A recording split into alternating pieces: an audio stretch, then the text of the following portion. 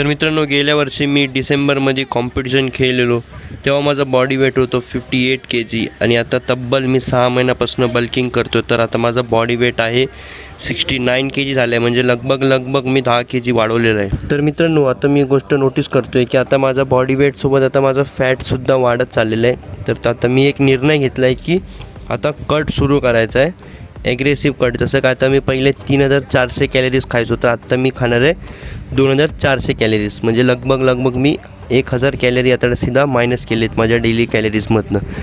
तर आणि आता कॉम्पिटिशन वगैरेचं काय हे तर नाही खेळायचं, पण सप्टेंबरपर्यंत बघू. जर का रिझल्ट्स चांगले दिसायला लागले, बॉडीने चांगला रिस्पॉन्स केला, तर सप्टेंबरमध्ये 2 ते 3 नॅचरल शो होणार. तर मी कुठला ना कुठला एकामध्ये पार्टिसिपेट करील. तर मित्रांनो, सप्टेंबरपर्यंत माझी बॉडी स्टेज रेडी होईल का नाही, तुम्हाला काय वाटतं ते कमेंटमध्ये नक्की सांगून जा मला.